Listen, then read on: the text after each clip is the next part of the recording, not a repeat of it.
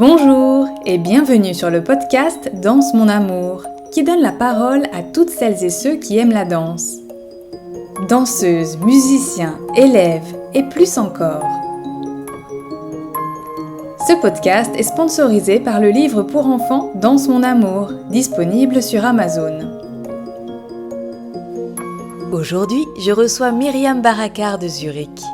Myriam est une danseuse et chorégraphe 100% d'origine suisse. Formée en jazz, danse contemporaine, elle est également danseuse et professeure de danse orientale. Elle a par exemple été danseuse pendant 7 ans au sein de la compagnie du professeur égyptien Khaled Seif. Elle vient aujourd'hui nous parler de son projet Last Things Remaining en collaboration avec des danseuses et danseurs palestiniens. Myriam voyage depuis plus de 20 ans en Palestine et nous livre son témoignage sur la situation sur place. Plusieurs de ses créations artistiques sont consacrées à ce qu'elle décrit comme un drame humain qui ne peut laisser personne indifférent. Nous abordons aussi la problématique de l'argent. Comment faire financer son spectacle ? Quelles sont les démarches à effectuer ? Quelle chance pour la danse orientale d'être subventionnée ? Nous parlons enfin de la fusion. Est-elle un danger pour les danses traditionnelles ou est-elle un processus naturel et inévitable ? Bonne écoute! Myriam, bonjour et bienvenue sur le podcast Danse mon amour. Tout d'abord, est-ce que tu peux te présenter ? Oui, bien sûr.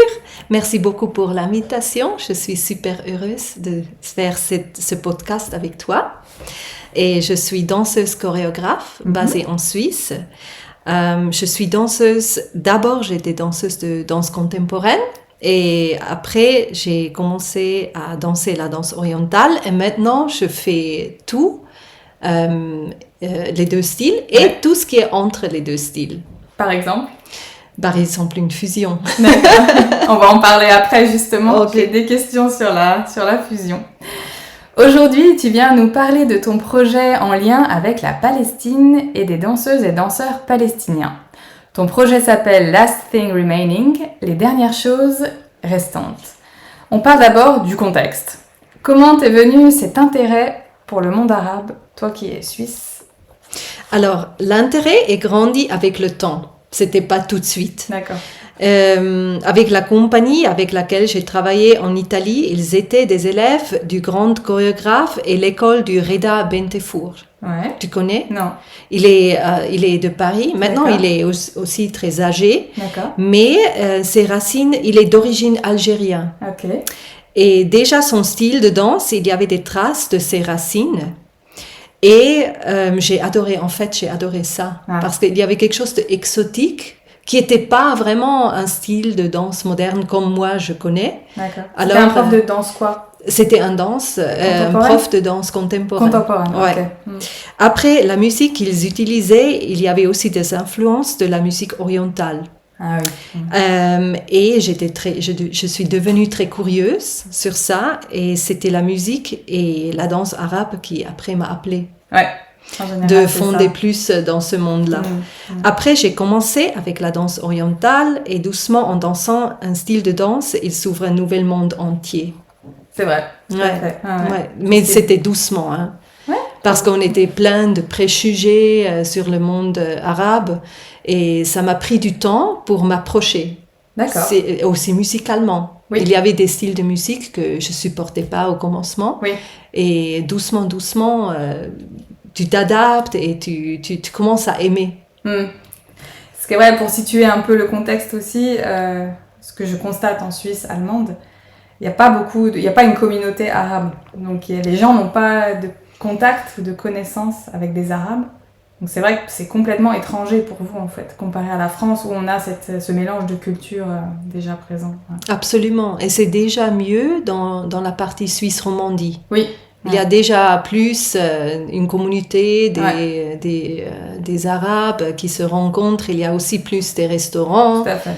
et des musiciens, des danseuses. Ouais. Mais ici, en Suisse allemande, c'est encore rare. Ouais, tout à fait. C'est vrai que c'était une vraie découverte pour toi. Donc, est-ce que tu as voyagé, travaillé dans les pays arabes? Alors, C'est lesquels? surtout en Palestine. Ouais. J'étais toujours en Palestine en fait. Il n'y a pas beaucoup de temps pour voyager des autres pays. Ouais. Mais après, j'étais au Maroc, Mhm. au Liban et en Turquie. D'accord. Pour travailler toujours Oui. en tant que danseuse? Oui, D'accord. oui. Ouais, très intéressant. Eh bien, on va parler de la Palestine.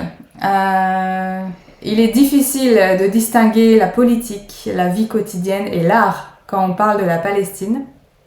Ta vidéo Suffocation, que l'on peut voir sur YouTube, est très forte, avec ce mur géant qui sépare les gens. C'est Checkpoint pour pouvoir aller travailler de l'autre côté en Israël. Est-ce que tu peux nous parler d'abord de ce projet Suffocation? Alors, Suffocation est un projet très important qui montre un côté de la situation insupportable que les Palestiniens endurent. Il montre l'impact de ce mur de séparation, pas seulement sur les gens qui doivent dépasser les checkpoints chaque jour, mais aussi sur tout le monde qui vit dans les territoires occupés. D'accord. Et le mur, il sépare les villages des champs de leurs agriculteurs, les parents, la famille. Et on a vu aussi ici sur l'exemple du mur du Berlin quel genre d'impact cela a-t-il sur les gens. C'est psychologique. Oui, oui. Ouais. Psychologique et physique. C'est super. C'est violent. Ouais. On pense pas, mais c'est pas rien. Oui, c'était un autre contexte, c'est clair, le mur de Berlin. Bien sûr. Mais un mur est une blessure avec des graves conséquences pour la société, l'économie et la psyché des gens. Bien sûr. Ouais. Pour un côté, ça signifie... Pour un côté, c'est comme une protection, et pour l'autre côté, c'est comme une prison. Bien sûr. Et ça dépend de quel côté tu es de cette mur. Et toi, en tant que Suisse, tu peux passer d'un côté ou de l'autre d'une manière facile pour un touriste, entre guillemets? Non, c'est-à-dire oui, non. C'est Et difficile d'expliquer parce que les checkpoints, c'est toujours des lieux où il y a beaucoup des clashs. Ouais. C'est super, c'est dangereux. Ça dépend aussi quel moment tu dépasses. Il faut savoir quand ils sont ouverts, quand ils sont fermés. D'accord. Il y a des jours de fête qui sont fermés. Il y a des moments quand il se passe quelque chose, ils peuvent être fermés. Alors, il faut toujours être en connexion avec des gens locaux pour savoir si un checkpoint il est ouvert. D'accord. Après, il faut savoir si c'est vendredi, c'est toujours un peu dangereux parce qu'il y a souvent des démonstrations. D'accord. Alors, ils sont super alertes. Il y a beaucoup de soldats et ça peut être dangereux. C'est tendu. Oui, c'est super tendu. Beaucoup de tension. Ouais. Mais si tu passes, par exemple, je sais pas, à 3 heures de l'après-midi, il n'y a pas beaucoup de trafic, alors ça va. Ouais. Mais ils te traitent pas bien, ils te traitent... c'est pas agréable. D'accord. Pas du tout. C'est super difficile de passer un checkpoint parce que tu te confrontes avec une autre morale que les êtres humains là-bas, ils considèrent comme normal. Mais ça te porte tout de suite à une réflexion que ça veut dire quoi? Ouais. Que c'est pas du tout normal cette situation. Et tu te confrontes avec ton corps physiquement là-dedans. C'est super difficile en fait. Et donc toi, en Palestine, tu dormais, tu habitais en Palestine, c'est vraiment de l'autre côté du mur, c'est-à-dire du côté prison, pas du côté protection. Oui, toujours. Donc tu l'as vécu dans ton corps. Oui. Donc c'est ça qui t'a inspiré en fait pour tout ton parcours artistique en rapport avec la Palestine. Oui. C'est cette expérience. Oui, ça a un impact. Tu peux pas te protéger de ça, c'est super difficile. Ouais. C'est pas facile. Et en plus, avec l'âge, je trouve que ça devient de plus en plus difficile. Ah oui? Oui, parce que, je sais pas, tu as besoin de plus de la qualité dans la vie et tu trouves ça pas là-bas. Ouais. Ça change pas. Ça change dans le pire. Ouais, il n'y a pas d'évolution. Non. Et c'est pas facile d'observer. Et quand tu as habité en Palestine, tu habitais seule dans un appartement ou comme on dit en français, chez l'habitant, chez quelqu'un? C'était toujours différent parce que ça fait 20 ans que je vais là-bas. Ouais. Et au commencement, j'avais des amis qui travaillaient dans l'aide de l'humanité. Ouais. C'est une L'aide NGO. humanitaire, ouais. Voilà. Et je pouvais vivre chez eux. Et après, quand ils ont découvert que je suis danseuse, on a commencé à partager, ils ont commencé de m'inviter comme prof de danse. Et alors là, ils m'ont donné une chambre d'hôtel. D'accord. Mais j'ai aussi, j'ai passé chez une famille, par exemple. J'ai dormi chez une famille, ou bien j'avais un appartement seul, ou bien en partageant comme, comment on dit? Not bed and breakfast, Airbnb. Airbnb. Voilà, des choses comme ça. Ok. Donc, tu as connu toutes les possibilités. Oui, absolument. C'est intéressant. Oui, absolument. D'accord. Donc, puisque tu as vécu là-bas, est-ce que tu peux nous raconter la vie quotidienne compliquée d'un Palestinien? Oui. Puisque tu l'as vécu et tu étais sur place. Oui, en fait, ça, c'était la question la plus difficile parce que je ne sais pas vraiment où commencer. Je peux seulement dire, ou bien le message le plus important, c'est que la situation, c'est beaucoup plus grave que nous, on pense ici. Oui. D'accord. Oui. Je ne sais pas pourquoi, mais nous, on vit ici, on est en protection. Des fois, on écoute des démonstrations, on écoute qu'il y avait des victimes, on écoute qu'il y avait des événements qui passaient là-bas. Mais pour eux, si tu es vraiment là-bas, c'est chaque jour. D'accord. C'est chaque jour des victimes, chaque jour des morts, chaque jour les checkpoints. Ça n'arrête pas. D'accord. Et une des choses les plus graves, dans mon opinion, ça c'est avec toute l'expérience que j'ai en voyageant là-bas, c'est que tu as un peuple entier qui a commencé, forcément, s'habituer à une situation insupportable, avec des conséquences imprévisibles. On ne sait pas ça, c'est quoi, cette occupation, ça fait quoi avec les gens. D'accord. Et c'est horrible de voir tout un peuple être lentement écrasé sous l'occupation. Ouais. Et c'est ça ce qui est en train d'arriver là-bas. Privés de leur identité et surtout la dignité et de leur culture. D'accord. Dignité et culture. Oui. Ils en sont privés. Oui. L'occupation va en profondeur. Le mur n'est qu'une des conséquences superficiellement visibles.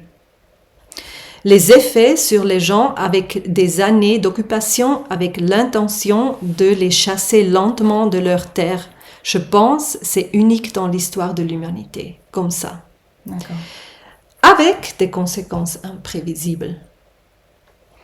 Et par contre, il est incroyable comme les Palestiniens, ils sont forts. Parce que ça, c'est aussi l'autre côté que j'ai vécu là-bas. D'accord. J'ai eu de la chance de connaître des gens incroyables qui sont vraiment forts. Par exemple, d'avoir une gestion d'un théâtre à Gaza pendant plus de 17 ans. C'est un effort incroyable, sous des conditions. Comment ils ont développé des stratégies de survivance et en même temps maintenir leur culture et l'identité. Là, il faut vraiment avoir des stratégies et penser comment on peut faire. Et ce sont les gens là-bas qui me donnent du courage et l'espoir. D'accord. Mais la pression augmente énormément et on ne sait pas où ça va emmener où. On ne sait pas où ça va aller. Non, on ne sait pas. Et les perspectives pour une solution, ce sont sombres en ce moment. Oui, c'est pas très positif ce message, mais c'est la réalité. C'est la réalité. Voilà. D'accord. Ouais. Et donc, pour revenir à la vidéo Suffocation, tu lis en anglais, je pense. Donc, le message, c'était vraiment ce mur, on étouffe, quoi. Oui, c'est un petit parti qui est vraiment visible de toute une machinerie pour les écraser. Au quotidien. Ouais, Mm. ouais. Mm. C'est incroyable ce qui se passe là-bas. On ne peut pas croire, en fait. Je pense qu'il faut le vivre au quotidien pour le comprendre, à mon avis. Ouais. C'est-à-dire, si tu vas là-bas une fois, tu vas comprendre tout de suite. Et tu vas être choqué, vraiment. Et c'est ça, en fait, ce qui me choque chaque fois quand je suis là-bas. Comment c'est possible que dans un monde où on a vécu tellement beaucoup de violence, c'est encore possible de faire quelque chose comme ça, et le monde entier, ils ne disent rien. Oui, le monde laisse faire. Le politique, il est bloqué sur ce sujet-là. Ouais. Et je trouve que c'est un sujet que c'est super important pour trouver une solution, pour la paix entière du monde. Ouais. Parce que c'est comme une bombe là-bas. Ouais. Et je crois que si ça part, ça peut prendre feu dans des autres pays. C'est super dangereux. Et on peut pas... C'est vraiment... Comment on peut être là tranquillement et regarder comment les gens ils meurent là-bas, un après l'autre. Et c'est pas seulement physique, c'est aussi une identité, un peuple entier qui existait. Ouais. Déjà avant. Ouais. Il n'y avait pas personne là-bas. Oui. Ils étaient là-bas depuis toujours. Et c'est ça ce qui effraie, en fait. Bien sûr. Alors, on va faire la transition avec la partie artistique. Comme on disait, en Palestine, tout est lié. Hein. On peut pas, c'est clair. On peut pas séparer la vie quotidienne, le pays et l'artistique. Je pense que l'art, il peut que être au service de ce qui se passe là-bas. Donc, on passe maintenant au spectacle Last Things Remaining, qui sera présenté à Berne, à Zurich et au Festival international des arts du spectacle de Bethléem. Est-ce que tu peux nous parler de la genèse, donc de la création de ce spectacle ? En fait, la thématique, en fait, c'est ça. Voilà. Mais explicitement, on parle de la résilience des gens. Parce que c'est quelque chose qui me touche beaucoup. C'est-à-dire les gens qui vivent toute leur vie dans cette situation et de trouver des stratégies pour résister. Et surtout que tu trouves un moyen que ton âme, il reste dans bonne santé. Comment je peux te dire ? Oui, j'ai compris. Hein. Et c'est ça ce qui m'intéressait. Et alors, je me suis associée avec 4 danseurs et danseuses des territoires occupés. D'accord. Et on a commencé à trouver, à chercher des thèmes et voilà, et examiner de toutes ces facettes de l'occupation et de trouver une expression performative dans ça. D'accord. Ok. C'est ça un peu le contexte de tout. Donc c'est pas toi qui as eu une idée, un point précis et tu l'as proposé, c'est plutôt vous vous êtes associés et vous avez recherché ensemble des points à développer. Tous les deux. Un mélange. Okay. Oui, un mélange. D'accord. Ok. Donc, en ce qui concerne ce processus créatif, donc t'es la chorégraphe, c'est ça ? Oui. Est-ce que tu danses aussi dans ce spectacle ? Oui, je danse aussi. Je trouvais ça intéressant aussi comme réflexion sur moi-même, sur quel rôle je vais prendre dans cette structure. C'est une demande qui m'accompagne toujours. Quand je travaille aussi là-bas, quand je vais là-bas, quand je m'associe avec les gens. C'est vraiment... Et dans un processus artistique, il y a des choses aussi surprenantes qui peuvent arriver. Et tu trouves peut-être une nouvelle identité ou bien des autres facettes de ton identité dans un groupe. Et ça, c'était super intéressant pour moi. En fait, j'ai bien pensé sur ça, si je vais danser avec eux ou pas. T'as réfléchi ? Oui. Ah ouais. Oui. Et juste pour situer, c'est quel style de danse, si on doit lui mettre un label, une étiquette ? Ça, c'est toujours difficile, mais je cherchais d'abord des danseurs et danseuses de danse d'apké. Ouais.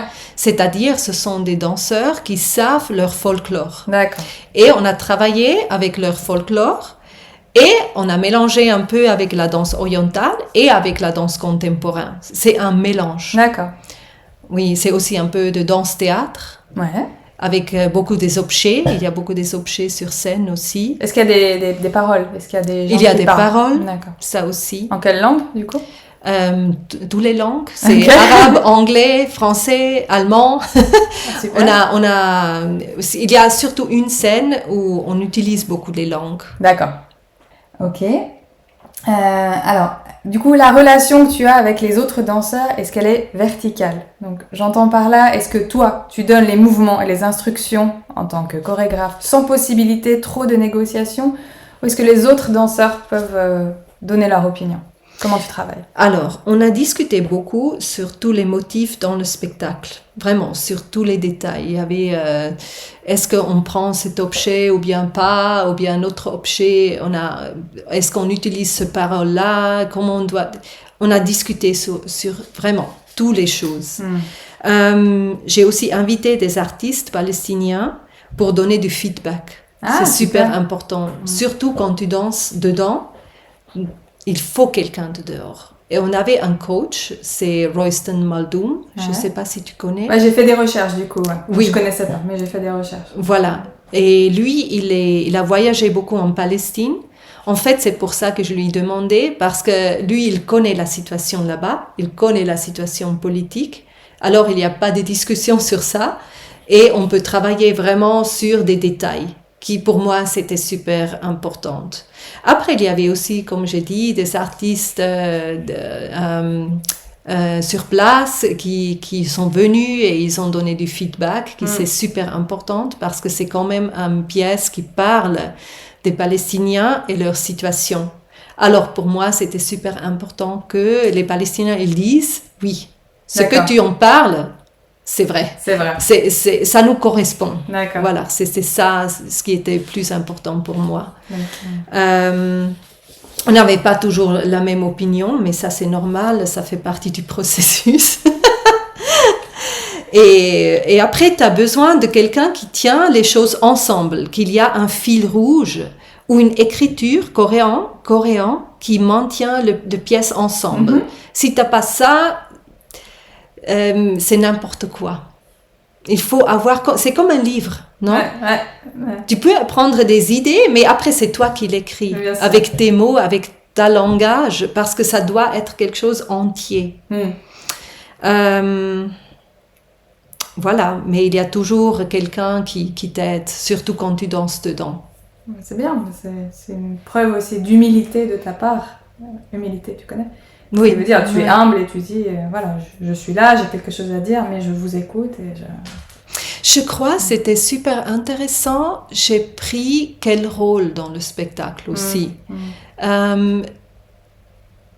Je vois, quand je vois maintenant les vidéos, parce que maintenant on a une vidéo, je le vois de dehors et je vois que j'ai un rôle surtout supportif. Je suis là, mais pas beaucoup en centre d'attention. D'accord. Il y a des petits moments, mais des moments qui font du sens, où je suis au milieu, je dis quelque chose, je fais quelque chose, je pousse quelque chose pour que les autres, ils partent en action. Et je trouve que c'est bien, c'est juste dans le cadre comme ça, pour le message, en fait. Et pour mon rôle, que je crois, on n'est jamais sûr sur ça, mais je crois, quand je voyage là-bas, peut-être. Bien sûr. Tiens, d'ailleurs, qu'est-ce qu'ils ont comme formation, ces danseurs palestiniens? C'est quoi leur possibilité de se former pour être danseur? En fait, c'était pas facile de trouver des danseurs parce que, par exemple, la plupart des danseurs dans mon âge, ils ont commencé d'avoir leur propre business ou bien de fonder une famille. Alors, ils n'étaient pas disponibles pour être libres pour 5 semaines de travailler chaque jour 6 heures au spectacle. C'est-à-dire, j'étais obligée de prendre des gens un peu plus jeunes ou bien des professionnels. Et des professionnels, il n'y a presque pas, parce qu'il n'y a pas vraiment un marché, il n'y a pas vraiment du travail pour que tu peux te gagner la vie avec la danse là-bas. C'est-à-dire, j'avais 2 professionnels dans la compagnie. Il est le chef chorégraphe de la troupe Istiklal d'Abke. Ok. C'est le troupe de l'État palestinien. D'accord. Et lui, il donne des cours et il est chef chorégraphe, il danse avec ce troupe. Et lui, il est professionnel de danseur de Dabke, D'accord. en fait. Et il était ouvert à quelque chose de plus fusion? Absolument. D'accord. Il est professionnel, tu sais. Et quand je dis professionnel, pour moi, c'est aussi un état mental. Tout à fait. Et ça, il a. Et c'était super chouette de travailler avec lui. Et l'autre professionnel, il a une école de danse et une compagnie de danse à East Jerusalem. Ok. Et lui aussi, il est professionnel. Mais il travaille, hein. Vraiment, c'est beaucoup de travail. C'est génial. Oui, je suis super contente d'avoir les deux.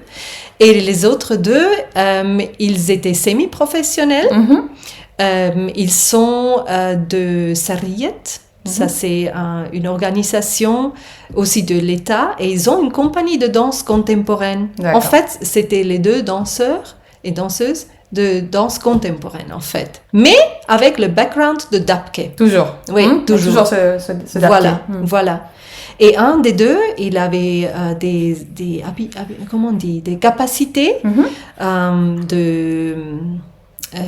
on dit, En anglais? de théâtre. Théâtre, ouais. De théâtre qui était super fort. Alors, si tu sens ça de quelqu'un, tu commences à l'utiliser naturellement. Oui, et c'est comme ça qu'on a travaillé et créé ensemble. D'accord. Ok. Et d'un point de vue plus un peu politique, c'est facile de faire voyager ces gens, qu'ils obtiennent des visas et que tu peux Non. les amener en Suisse? Non. Non, Ouais. c'est pas facile. En fait, je crois qu'en Suisse, on va avoir moins de problèmes de les porter ici que de les porter à East Jerusalem. Ah oui. Parce que maintenant, on voulait faire les répétitions dans l'école de Hannah, un de mes danseurs, et encore faire 2 shows à East Jerusalem, dans son studio. Ouais. Mais les deux danseurs de Ramallah, ils reçoivent pas le permis de pouvoir entrer à Jérusalem. Ah oui, ils n'arrivent pas à avoir leur permis pour passer à Jérusalem. Ils ont dit, tu n'as pas de chance qu'on te donne un permis, Ah oui? sauf si tu es malade avec une condition physique grave. Pour pouvoir passer de l'autre côté. Imagine. Ah ouais. Imagine. C'est là qu'on voit aussi l'aspect concret de cette situation. C'est que même pour aller faire un spectacle de danse, voilà. Et juste un spectacle de danse, voilà. Ce n'est pas possible pour l'instant. Voilà. Okay. Avec invitation, avec tout. Des choses officielles, et c'est... D'accord. Oui. Et pour la Suisse, ça va? On est dans le processus. Mais je crois que ça va aller. D'accord. Ouais. Super. Ouais. Normalement, on n'a pas de problème. D'accord. Ok. Alors, on a un petit peu parlé, mais on va développer. Tu es donc une danseuse et une chorégraphe suisse, donc qui traite souvent du sujet de la Palestine. Est-ce que tu sens que c'est compliqué, délicat de créer un spectacle sur un sujet qui ne te concerne pas au quotidien, toi ou ton peuple? Est-ce que c'est bien reçu de la part des Palestiniens? Pour illustrer ma question un peu, je te fais un parallèle avec le féminisme. Souvent, les féministes du monde arabe ne veulent pas trop d'aide, entre guillemets, de la part des féministes occidentales, car leurs difficultés leur sont propres et le contexte sociétal est différent. Comment tu l'as senti, toi? Voilà, en fait, tu vois, c'est super sensible, en fait. Et il faut avoir une grande écoute vers la situation et vers les gens. Ouais. Parce que ce sont des gens qui souffrent. Et pas depuis hier. Ce sont des gens qui souffrent pendant des générations. Et il faut savoir ça. Et c'est pas rien.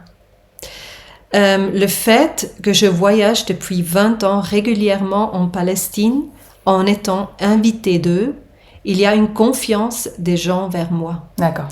Et moi vers eux. Ouais. Et c'est avec l'aggravation de la situation, ça ne devient pas plus facile de visiter mes amis et de voir la souffrance. En voyageant tellement souvent, ça a un grand impact sur moi et mon existence. Moi aussi, je suis blessée. J'ai une blessure palestinienne. Et tu t'es attachée aux gens et au pays. Eh oui, ça c'est humaine, ça, c'est la partie humaine. Et oui, tu portes tes questions dedans toi que tu trouves pas des réponses. Et avec ça, il faut savoir vivre. C'est pas facile. Ce que le souffrent les Palestiniens, pour moi, l'humanité le souffre. C'est pas seulement eux. Parce que quand il y a des gens qui traitent les droits humains avec les pieds, ils traitent toute l'humanité avec les pieds. Ouais. Et on souffre de ça. Et pour moi, c'est leur lutte, c'est notre lutte. C'est une lutte des humains. En tant qu'humain. Ouais. Il y a tellement d'injustice là-bas que ça affecte toute la société éclairée. Il faudrait infatigable travailler pour une solution. C'est ça ce que je dis toujours. Et je ne suis jamais allée là-bas pour aider. Ça, c'est super important. D'accord. J'aide si quelqu'un me demande de l'aide. Ouais. Mais les Palestiniens, ils m'ont jamais demandé de l'aide. Jamais. Et je les considère comme un peuple indépendant, capable d'exister, s'il était autorisé et pas bloqué. Moi, je les prends... Vraiment, c'est pas quelqu'un qui a besoin de l'aide, tu sais. C'est pas, je les vois pas comme des victimes. D'accord. C'est super important. Et ils m'ont jamais traité comme ça, tu sais. C'était toujours quelque chose sur le même niveau. Je pense que c'est quelque chose qu'ils doivent apprécier parce que ça leur laisse leur dignité. Voilà. Voilà. Et mon travail avec eux, c'était toujours un échange d'une richesse indescriptible. J'écoute, j'observe, je partage, on discute, on chante, on danse. On mange. Et ce sont des honnêtes rencontres. Et après, j'exprime dans mon langage la trace, ce que eux, ils ont laissé dans mon cœur. Le vidéo Suffocation était très bien reçu du peuple palestinien. Ils se sentaient compris dans leur situation. Last Things Remaining, on va voir. Ouais. J'ai parlé beaucoup avec mes amis et on a montré la pièce après la création à un public privé. Il y avait un homme qui vit dans un village pas trop loin de Ramallah et qu'il faut savoir que les villages sont très menacés. Aussi, dans les villages, ils n'ont pas beaucoup d'accès à la culture et des différents styles de danse. Ah oui. Et cet homme, il est venu vers moi, il a pris ma main et il m'a dit « J'ai compris tout ». Et pour moi, c'est ça l'importance, de pouvoir toucher tout le monde, pas seulement un parti. Après, quand tu t'exposes au public, il faut toujours compter avec du critique. Bien sûr. Tu dois supporter. Bien C'est sûr. normal aussi. Bien sûr. On va parler financement maintenant, argent. Il y a beaucoup de danseuses et de danseurs qui nous écoutent, qui créent aussi des spectacles, comme toi, comme nous tous, on crée tous. Et souvent, on le fait avec notre propre argent. Toi, tu as réussi à récolter des fonds pour ce projet, Last Thing Remaining. Tu avais besoin de beaucoup d'argent, bien sûr, c'est un gros projet. Un projet compliqué aussi. Est-ce que tu peux nous expliquer comment tu as obtenu de l'argent et de qui ? Alors, moi, vivant de la danse, je dépends des institutions qui donnent des subventions. C'est super important parce que sans ça, on ne peut pas vraiment créer. Grâce à la confiance qui se forme avec les années, j'ai beaucoup de gens à mon côté qui croient dans mon travail. D'accord. Ça, c'est aussi un point. Les institutions, ils doivent te connaître et ils doivent voir qu'il y a un chemin que tu es en train de faire comme artiste. C'est pas que tu fais un projet et après plus rien, tu sais. Alors tu commences, peut-être le nom, ils ont lu déjà dans la presse ou bien dans un magasin quelque chose. Après tu as un site internet, ils voient qu'il y a plusieurs choses que tu fais, aussi des petits trucs. Et pour ça, je suis super reconnaissante. Et sans eux, le travail sur ce niveau, il ne serait pas possible. Bien sûr. Après, c'est un grand travail de trouver de l'argent. C'est pas que tu prends le main, tu fais comme ça, et après il y a l'argent qui vient du ciel. Ou tu passes un coup de téléphone. Il faut écrire un dossier avec une idée convaincante.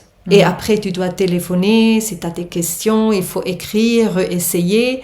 C'est beaucoup de travail. Et je crois sur ce sujet avec la Palestine, en voyant que j'ai vraiment un lien avec la Palestine pendant beaucoup des années, et je suis connectée avec beaucoup de théâtres et des troupes de danse, il y a une confiance, je crois.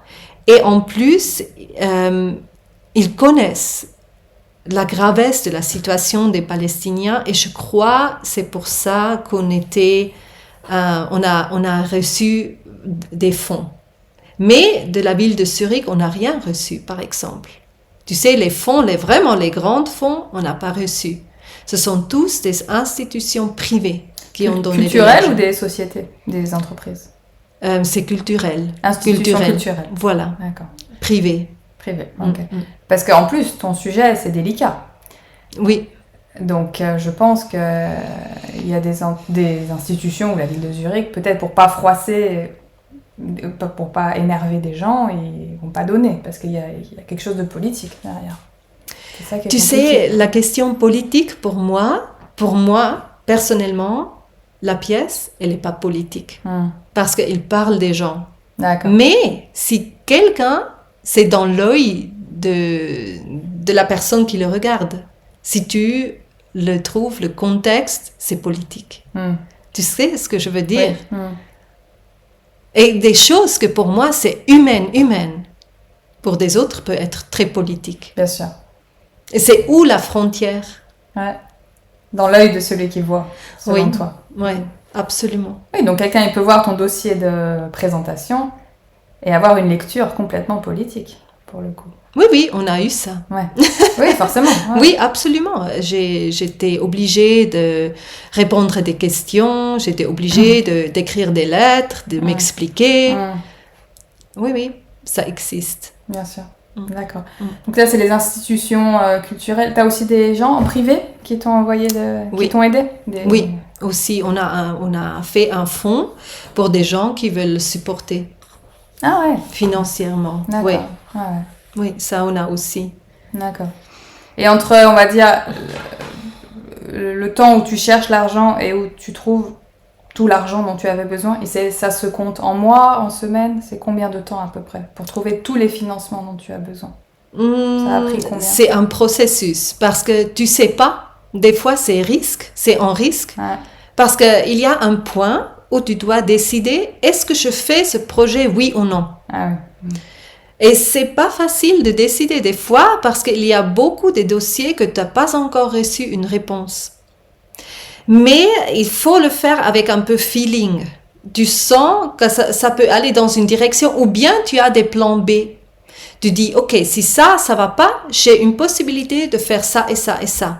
Avec ce projet, notre avantage, c'était qu'on avait une coproduction avec le Festival de danse contemporaine en Palestine. D'accord. Et c'est ça qui nous a aidés à donner à nous le sol pour pouvoir le faire. Après, si je peux payer les danseurs et danseuses, ça c'était plus tard. Bien sûr. Parce que tu sais pas encore combien tu vas recevoir. Et après, tu décides, avec les fonds, que tu reçu combien tu peux payer les gens. Mais c'était seulement possible dans ce contexte-là. Parce que aussi, cet festival, normalement, les danseurs, les danseuses, ils travaillent volontairement et sans être payés. D'accord. Et c'était mon idée de donner un salaire parce que je voulais faire un projet quand même plus long. Oui. Et de faire les répétitions aussi pendant 5 semaines. Et comme 100%, un travail 100%. Bien sûr. Ouais, c'était ça le but. Mais tu sais jamais, c'est toujours... c'est pas facile. C'est vrai, tu t'es pas dit, il y a une deadline, et si au mois de juin ou de septembre, j'ai pas l'argent, je vais pas pouvoir faire mon projet. Alors, tu attends jusqu'où tu as deux réponses. Et si tu vois que ça commence bien, tu sais, je peux payer ça et ça et ça et ça. Et après, tu arrives à un point où tu dois vraiment décider de faire le projet, oui ou non. Et après, tu peux un peu je sais pas, les costumes par exemple. Est-ce que je peux payer une costumière? Ou bien je dois prendre des choses de mon armoire. Tu comprends? Ouais, bien sûr. Ou bien les props. On a travaillé avec des cardbox qu'on a trouvés dans la rue, ça coûte rien. Oui. Il faut toujours savoir un peu jouer. Bien sûr. Il faut être flexible. Et créatif. Oui, absolument. Absolument. Aussi dans les détails. Tu es danseuse orientale et aussi danseuse contemporaine, on l'a dit, et je vois que tu es programmée dans de nombreux lieux, mais sous une étiquette de danseuse contemporaine. Est-ce que tu as essayé de démarcher des lieux ou des institutions avec la danse orientale? Non, parce que il y a une raison politique. Parce que c'est politiquement, tu trouves pas de subventions, tu vas pas recevoir de subventions. Parce que par loi, seulement les projets de danse contemporain ils sont subventionnés. Ah. Tu peux pas demander des subventions comme danseuse jazz, ou bien claquette, ou bien tango, ou bien flamenco. Ah oui, ça marche pas. C'est par loi que c'est sauf la danse contemporaine qui va être subventionnée. Ok. Et c'est pour ça il faut même pas demander des subventions si tu as un projet de danse orientale. Ça sert à rien. Ah, c'est pour ça que j'ai demandé, j'ai jamais reçu. C'était pour ça. Non, non, tu ne reçois pas. Non. J'ai lancé des projets de danse orientale, par exemple Baladi in Concert, mais c'était self-organized. Yes. Autofinancé aussi. Oui. Oui. Et après, tu espères qu'il y a assez de gens qui viennent voir, qui payent l'étiquette. Ouais. Et oui. Ça, c'est pour tout. Ouais, on est tous dans le même voilà. bateau. D'accord. Ah oui, donc c'est intéressant de savoir. Oui, c'est important de savoir. D'accord. Ok. Ouais, bah, du coup, qu'est-ce qui manque à la danse orientale pure pour être programmée et financée? Une loi. Oui, c'est ça. Il faut une loi qui ouvre aux autres danses. Oui, c'est pas vraiment question ce qui manque, c'est juste une question politique. D'accord. Qui a décidé par loi que la danse contemporaine peut être subventionnée par le financement public de la culture. Et voilà. Mais est-ce que là, il n'y aurait pas un travail à faire de gens comme toi, qui ont les deux étiquettes, les deux options, on va dire, de dire voilà... je fais déjà le grand écart. Il faut encore plus. C'est super difficile. Pour dire à ces gens, écoutez, pas que la danse orientale, mais les autres danses aussi méritent des subventions. C'est super difficile. Ah. La politique, c'est pour ça que j'aime pas la politique. Bah ouais. C'est un autre monde, avec un propre langage, avec des gens qu'il faut, et ça prend du temps. Et mon temps, il va tous dans la danse, et je me suis pas dédiée aux politiques parce que je préfère de mettre mon temps dans la danse et la création. Oui. Parce que sinon, j'ai le sentiment de perdre du temps. Peut-être tu démarches quelque chose de bien, ok, mais à la fin, c'est ton temps. Surtout en tant que danseur, tu investis. On sent que notre temps est limité. Voilà. Donc et c'est ça, et ils jouent sur ça, en fait. Bien sûr. Tu sais, les acteurs, les actrices, tu as encore 70 ans, tu peux parler combien tu veux, tu sais. Ouais. Mais avec la danse, c'est autre chose. Bien sûr. Et je crois qu'il faut vraiment utiliser son temps. Et c'est pour ça que je ne vais pas dans la politique. Tu veux pas te battre? Peut-être plus tard, quand tu pourras plus danser? Oui, peut-être. À la retraite? Peut-être. Puisque tu as déjà, toi, on va dire... tu as déjà une porte ouverte vers toi, parce que tu as un nom maintenant, et ils te connaissent. Donc peut-être plus tard, tu auras la légitimité et la crédibilité pour dire aux institutions, écoutez... Peut-être. Ouvrez les subventions aux autres danses, quoi. Peut-être, peut-être. Dans ta biographie, tu revendiques la possibilité de fusionner. Donc tu es pour la fusion. La technique moderne et le vocabulaire des danses du Moyen-Orient. C'est vrai que les danseuses et les danseurs eux-mêmes sont divisés à propos de la fusion, de peur de perdre les danses plus traditionnelles. Quelle est ton opinion? Pourquoi es-tu pour la fusion? Je fais une parenthèse pour dire que tu as été pendant 7 ans dans la compagnie du professeur égyptien Khaled Seif et que tu as étudié avec Nesma Al-Andalouse. Ta formation orientale est donc authentique. Oui, absolument. Et il y a plusieurs choses à dire pour ça. D'un côté, il faut voir que le monde entier est une fusion. Et la nature se fusionne chaque jour. Et pour ça, je dirais que la fusion, c'est un processus naturel. Et aussi pour pouvoir survivre, il faut se fusionner. Nous qui vivons dans une société multiculturelle, le processus de la fusion est encore beaucoup plus fort et aussi plus important pour pouvoir vivre et coexister. C'est surtout dans les villes. Ouais. Peut-être pour ça, je n'ai pas la peur de fusionner différents styles et différentes cultures. C'est un peu ma nature, peut-être. D'autre côté, je suis très traditionnaliste et super intéressée aux origines. Je suis amoureux dans des pratiques des cultures authentiques et ils m'enseignent beaucoup. Pas seulement avec ceux du Lorient. Par exemple, je travaille aussi avec des danses folkloriques suisses. Ça, c'est très nouveau en fait. Ouais. Et par exemple, l'an prochain, je vais chorégrapher pour l'association zurichoise des costumes traditionnels. Ouais, très local. Oui, absolument. Par exemple, les arts authentiques me fascinent et je les écoute. J'ai beaucoup de respect et pas l'intention de les changer. Je crois qu'il y a une tradition et il faut respecter la tradition. Parce que c'est un langage, c'est une identité. Je connais beaucoup ça des Palestiniens, combien c'est important. Ça fait partie de leur identité. Et après, si tu veux fusionner, tu peux le faire. Mais il faut donner un autre nom. Il faut vraiment dire que c'est une fusion, que c'est moderne ou bien c'est expérimental. Et je crois qu'il faut tous les deux. Une chose, c'est aussi pour développer, pour rester vivante, pour essayer des nouvelles idées.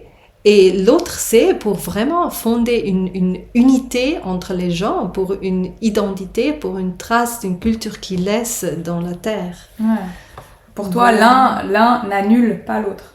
C'est pas il y a les traditions ou la fusion. On peut pratiquer les deux et respecter les deux. Absolument, absolument. J'ai pas peur des choses très traditionnelles. En fait, je les adore. Ouais. Mais j'ai pas peur aussi pour faire des choses très expérimentales. Ouais. Et j'invite aussi des artistes des folklore qui pratiquent leur art, même si ça veut dire d'emmener quelqu'un de loin.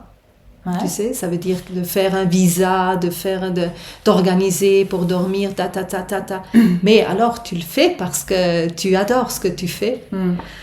Et je crois que les gens, ils sentent quand quelqu'un, il vient avec l'amour vers quelque chose et une vraie curiosité, tu sais. Et pas quelqu'un qui veut seulement savoir pour, je sais pas, une raison égoïste. Oui. Pour pouvoir consommer, je sais pas. Ouais. C'est différent. Et je crois les gens, ils sentent. Si c'est quelqu'un qui a une écoute, un vrai écoute et un respect, ou bien quelqu'un qui vient seulement pour faire les photos pour Instagram. C'est vrai. On en parlait tout à l'heure. Oui, et même, ça c'est super important parce que même dans mes trucs de fusion, j'essaye toujours de travailler avec des idées plus profondes. Et c'est là-bas, on découvre que les différentes cultures ont beaucoup plus des éléments de connexion que de séparation. Et c'est là-bas où je me connecte avec les gens. Et c'est ça ce qui m'intéresse, ce niveau-là. Très intéressant. Je reviens sur la danse contemporaine que je connais pas du tout. Est-ce que toujours dans les spectacles, il y a une démarche, pas forcément politique, mais est-ce qu'il y a toujours un message ou ça peut être juste artistique et esthétique? Ou est-ce que dans la danse contemporaine, il y a toujours quelque chose de... Non, il y a tout. Il y a vraiment tout. Il y a des recherches derrière. Il y a des concepts derrière. Ou bien seulement des corps qui bougent dans l'espace. D'accord. Il y a tout.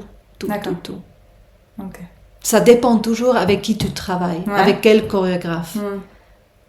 Et si tu as des troupes qui sont au commencement, alors tu trouves plus des recherches, ou bien quelqu'un qui a développé déjà son écriture.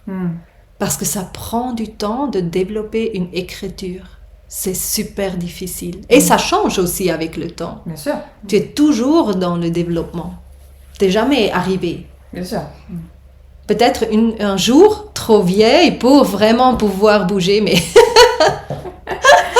Tant que la tête marche, voilà. on évolue. Super. Je vais te poser la dernière question. Le podcast s'appelle Danse mon amour. Qu'est-ce que tu voudrais dire à la danse? Alors, je voudrais remercier à la danse qui m'a permis de grandir tellement et enrichir ma vie. Ça, c'est une très grande chose. La danse qui m'a permis de connaître des personnes incroyables et qui étaient capables de me connecter avec des autres mondes d'une façon positive et constructive. Et un message qui est super important, que je crois que la danse au haut niveau, c'est en train de mourir. Parce que c'est super difficile. Et je crois que les gens aujourd'hui, ils n'ont plus la patience d'apprendre. C'est vrai. Et de vraiment investir si beaucoup de temps qu'il faut pour recevoir un certain niveau. C'est difficile de trouver aujourd'hui. C'est vrai.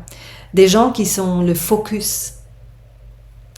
Et c'est à nous d'utiliser cet outil pour porter du bien dans le monde. Et c'est à nous les transporteurs de cet art. Et il faut que nous continuions de le respecter et reconnaître sa force. Et ça, c'est notre responsabilité des profs de danse. Et c'est ça ce qui est super important pour moi quand je pratique la danse. Ouais. Je ne veux pas m'adapter à la mode qui est au ce moment. Ouais. Je crois dans peut-être des anciennes valeurs, mais ce sont des valeurs qui m'ont porté à un certain point. Et il ne faut pas perdre ça. Voilà. D'accord. Moi, je voudrais ajouter, j'espère vraiment, c'est sûr, le podcast, il est beaucoup écouté en France. Il y a beaucoup de gens qui nous écoutent. Et j'aimerais tellement que ce spectacle soit programmé quelque part. Et j'aimerais tellement que vous puissiez présenter Last Thing Remaining en France. J'espère que des gens, suite à ce podcast, entreront en contact avec toi et vous programment quelque part, vraiment. Je serais super contente et on peut me contacter et peut-être on peut organiser quelque chose. Ça, on est ouverte. Oui. C'est toujours un peu compliqué avec les visas, mais on peut le faire. Ouais. Parce que la France, c'est quand même déjà c'est grand en termes d'espace comparé à la Suisse. Il y a quand même beaucoup de choses culturelles. Absolument. Il y a aussi un intérêt pour la Palestine de la part de beaucoup de gens en France. Donc, je pense que ce serait dommage qu'il soit juste en Suisse. Ouais, absolument. Aussi, c'est une grande chance pour les danseurs de connaître des autres danseurs qui vivent ailleurs et de savoir, et de connaître leur expérience et leur vie. Et absolument. D'accord. Tu veux dire les dates? Parce que je n'ai pas dit du spectacle. Alors, les dates en Suisse, à Bethléem, c'est le 3 octobre. Et après, en Suisse... 2023. 2023, oui. Et en Suisse, c'est à Berne le 18 novembre. C'est ça la date qu'on assure. Peut-être encore le 19. Mais là, je suis en train d'attendre une réponse pour des subventions, par exemple. Okay. C'est pour ça qu'on n'est pas encore sûr. Mais le 18 novembre, c'est sûr. Et à Zurich, c'est du 23 jusqu'au 25 novembre. D'accord. Voilà. Okay. Et il y a aussi un site internet que peut-être tu peux mettre. Je vais mettre les détails, bien sûr. Voilà, pour les détails. Ouais. Ok. Si quelqu'un est intéressé, vous êtes les bienvenus. Eh bien, Myriam, merci. Merci à toi. Pour ton temps et ce beau message et ce beau moment. Merci beaucoup à toi.